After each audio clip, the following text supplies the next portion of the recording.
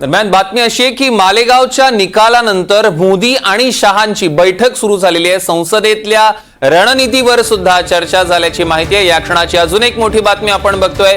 दिल्लीत एकीकडे शिंदे आणि त्यांच्या खासदारांची बैठक, दुसरीकडे मालेगावच्या निकालानंतर मोदी आणि शहांची बैठक।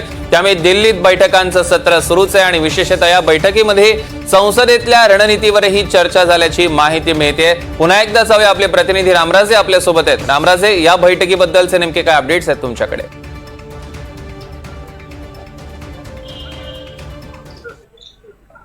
बिलकुल, संसदेतलं अधिवेशन ऑपरेशन सिंधूरवरचा संपूर्ण रिप्लाय देण्यात आलेला आहे सरकारतर्फे आणि विरोधकांना जे मुद्दे उपस्थित केले होते त्याची पण माहिती देण्यात आलेली आहे। तर दुसरीकडे मालेगाव स्फोटाच्या संदर्भामध्ये कोर्टाने निकाल दिलेला आहे आणि यावेळी निर्दोष मुक्त करण्यात आलेले आहे। त्यानंतरची ही भेट महत्वाची म्हणावं लागेल। पंतप्रधान नरेंद्र मोदी आणि अमित शहा यांच्या दृष्टीनं अनेक मुद्दे जे आहेत त्या बैठकीमध्ये चर्चेला आलेले आहेत, कारण पहिलाच आठवडा होता अधिवेशनाचा आणि हे अधिवेशन जे आहे ते गदारोळ मोठ्या प्रमाणावर झालेला आहे।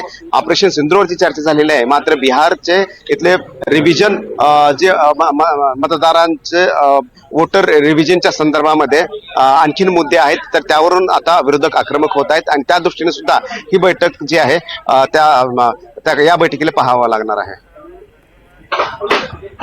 निश्चितच रामराजे, या संदर्भातले अधिकचे अपडेट्स घेऊ। तुर्तास धन्यवाद।